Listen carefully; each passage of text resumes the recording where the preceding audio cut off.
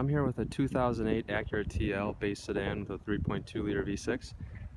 First I want to apologize for the wind today.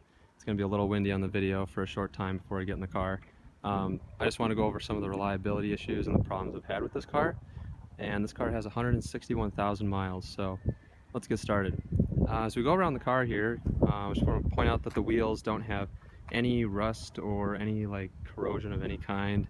The car isn't exactly clean today. Apologize for that. But this car also has like a 3M film right here. The whole front end is 3M film, so that keeps some of the rock chips from occurring, but there is some still up on the top of the hood. Exterior wise, this car really hasn't had a lot of problems. There's some rust on the passenger side right quarter panel here. That right there, I got an estimate to fix that, and that would probably be about $700 or so. There's gonna be a few cars kind of driving by here. But other than that, that's like the only blemish on the exterior. I think there was some loose trim that caused some wind noise in the car right here.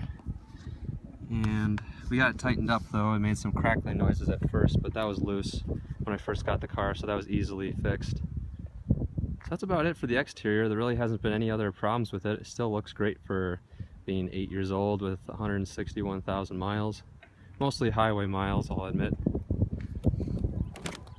So as we get in the car here, out of the wind, you know, the first thing I notice whenever I get in the car is the sound that the door makes. It's still a really premium sounding car. And when you just close it, it's pretty solid. I mean, it's not like perfectly solid like some of its German rivals.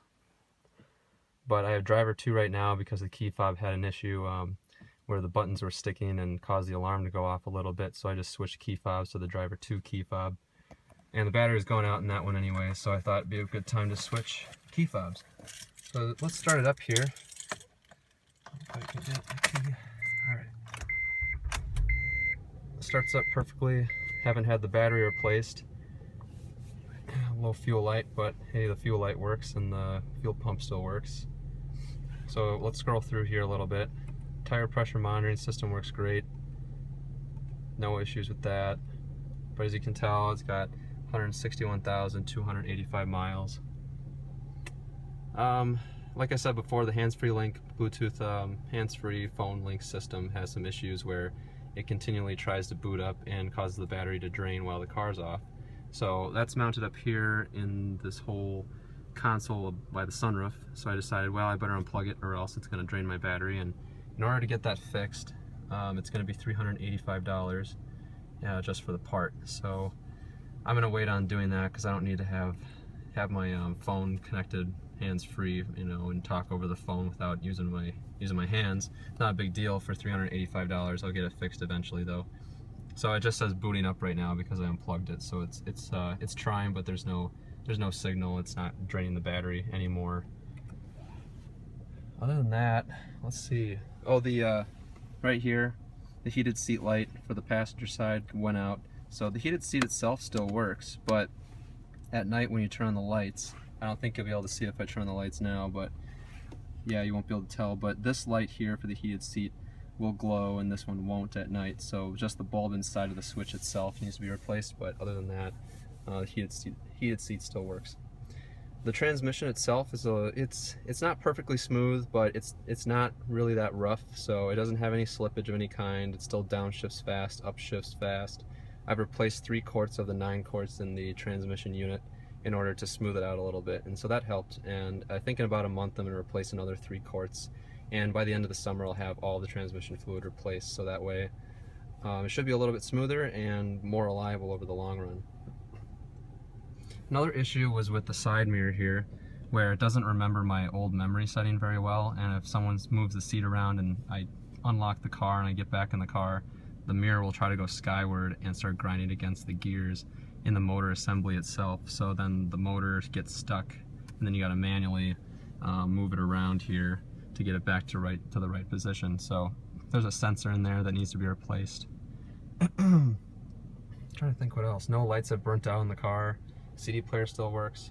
The AC compressor needs to be recharged with more refrigerant. That's just it's an old car. It's 8 years old, 161,000 miles. The AC is going to have to be recharged eventually, so I know I need to do that. It's not very powerful for its cooling effect anymore. Oh, the auto dimming rear view mirror. If it's really dark outside, it works well, but if it's light outside, sometimes it auto dims way too much and you can't see behind you very well. So I think there's a wiring issue, or the whole thing needs to be replaced. And having seen the prices of other auto dimming rear view mirrors, I know that's going to be possibly $200 to replace that. So it's probably not worth it if all I have to do is press the button at night and keep it in its auto dimming off feature during the day. Let's see what else. There really isn't anything else. Windows work, locks work. I guess some fit and finish issues. This here wore out from the previous owner. Previous owner was, I think, in his 70s. He has a Frank Sinatra CD in here, and it sounds really great on this premium audio system with the surround sound, but you just know that the guy was probably a little older and drove it pretty gently, because it's mostly highway miles. Most of the driving I do is highway, so I get pretty good fuel mileage on premium gas. I guess another thing is the engine has like a slight knocking noise at idle, and I use 91 octane or higher all the time. It's not as bad in the summer, but in the winter when it's cold out, it seems like the knocking's a little bit worse. And I've looked on the forums, and nobody can really find a solution to the issue. 04 to 08 Acura TLs with this 3.2 liter engine seem to have this knocking noise for some apparent reason, but no one can really figure it out.